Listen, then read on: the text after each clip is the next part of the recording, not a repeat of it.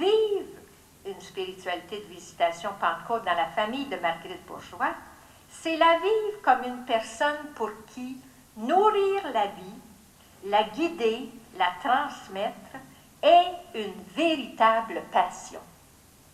Si nous écoutons bien les cris, si nous percevons le cri de Dieu dans ceux des personnes blessées, menacées, exclues, si nous répondons par toute notre vie aux cris entendus, et dans ces cris au plus profond de tous, ce cri vers Dieu, nous sentons bien que l'avenir sera plus beau, que nous aurons donc ouvert de nouveaux chemins à l'espérance.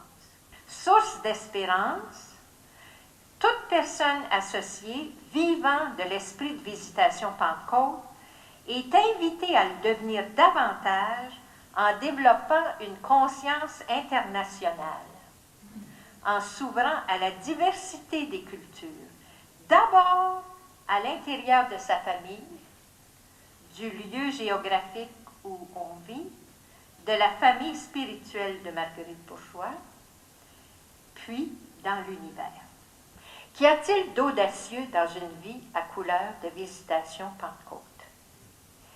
Il faut de l'audace pour ouvrir nos cœurs à des personnes, à des groupes et communautés très différents de nous.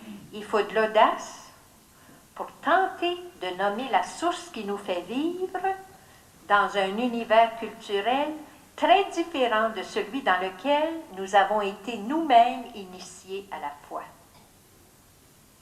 Il faut de l'audace pour continuer sans cesse à poser des gestes, à se situer dans la vie, de telle sorte qu'on soit à l'œuvre pour bâtir communauté, pour enrichir la communion. Il faut de l'audace pour se laisser à l'esprit, pour demeurer attentive, vigilante aux appels de l'esprit. Il faut de l'audace pour demeurer constante dans notre engagement pour une culture de la paix, de la non-violence, pour un respect de la nature. Il faut de l'audace pour s'obstiner à regarder le monde à partir de la réalité des personnes appauvries, opprimées, exclues. Il faut de l'audace pour penser monde, pluralisme des cultures, internationalité. Et le fin mot de la fin, c'est va, go, V, UK.